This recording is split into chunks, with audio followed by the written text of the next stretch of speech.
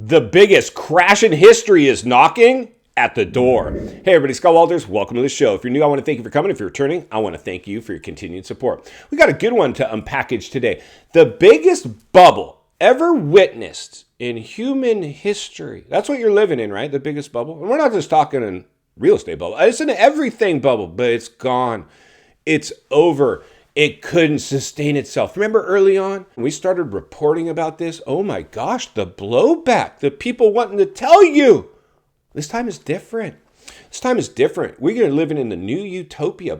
This is the first time in history a bubble, not just any bubble, the biggest bubble ever witnessed in human history, is going to sustain itself. Those are the people that just bought. If you just bought, I know that because in 2007 I bought, and I needed it to sustain itself. It didn't. It didn't. It's just the way it goes. Talk to anyone. Talk to Warren Buffett. Talk to Elon Musk. Talk to Jeff Bezos. Talk to any heavy hitter billionaire. You think every deal they made didn't work out? It's part of life. You're going to learn lessons.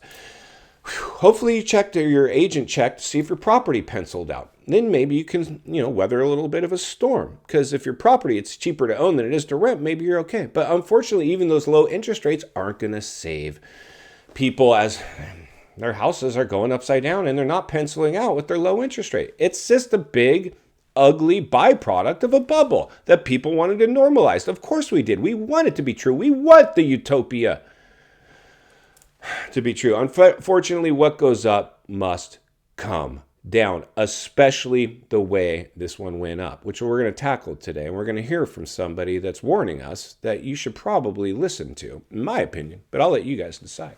See, the realities are this, friends. We overstimulated every asset class, but none are more dangerous than the housing market because it's the biggest asset class in the world, not the U.S., in the world.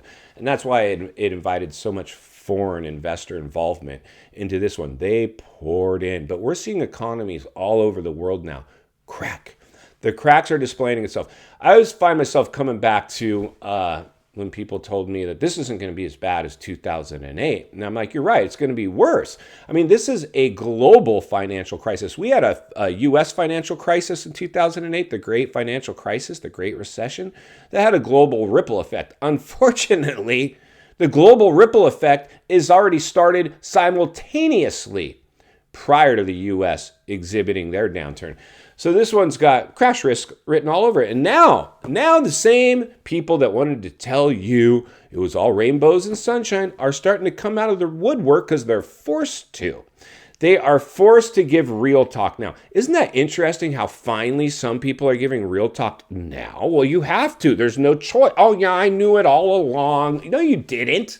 Where were you 2 years ago when I turned on this camera? I didn't see you then. But now you want to jump on the bandwagon. And so it's pretty serious. And one of the things I do want to reiterate or communicate or uncover or reveal or expose or report on today, a massive heavy hitter I just saw giving some real talk. I'm like, this is kind of serious now. And this guy is starting to give real talk. And the severity, the magnitude, and not really sugarcoating it either. This is a big issue. Now, you always have to be a little suspect, in my opinion, on who your information is coming from. Is this all orchestrated? Was this something that was one big plan to usher in some new type of system? Possibly. The truth is usually somewhere in the middle. Is this person going to be a beneficiary of that system if and when it's ushered in? Maybe. We got to all put our thinking caps on and stay centered and surrounded, circle the wagons with each other, iron sharpens iron, hang with the winners that are actually out there making a difference. I'm not trying to sell you something every time you answer the phone or turn around or open an email or walk into a store. Insane. The desperation from the sales industry is getting embarrassing, really. But let's jump over and take a look at one of the current people giving some real talk and what they're saying, and then we're going to meet back here and wrap this one up. Let's get started. Friends, buckle up and strap in. Things look to have gone from bad to worse as Jamie Dimon now warns risk to U.S. economy. We've been spending like drunken sailors, he says. JP Morgan Chase CEO Jamie Dimon warns it's a huge mistake to expect a booming environment for years. Article goes on to say JP Morgan Chase CEO Jamie Dimon sounded the alarm over the state of the economy on Monday, warning that the booming environment cannot last forever. And there you go, right there, friends. A perfect example of what goes up always comes down. Let's keep reading. It goes on. To say the consumer is strong today, meaning you're going to have a booming environment for years, is a huge mistake. And there it is there, my friends. I think we get the gist of it. Let's get back to the studio so we can wrap this one up.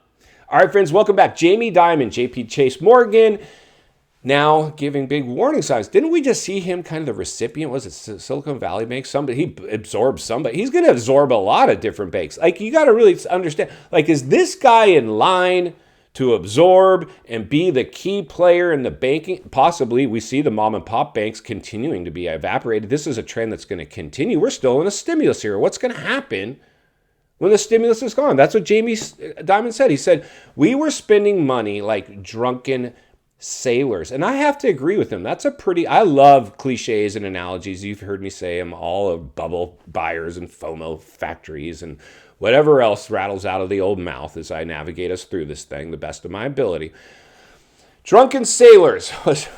He said, and that's pretty key. And you know, the thing is we're so dumbed down now. I was watching some kids. I mean, they're so addicted to their phones. Even us, we're pretty bad. We're not setting the best example, most of us. And we're so kind of, our attention spans have been so compromised. And we're just completely just being led like sheep in many instances. And that's why I think it's so important to put the phone down and turn on this camera and give these reports.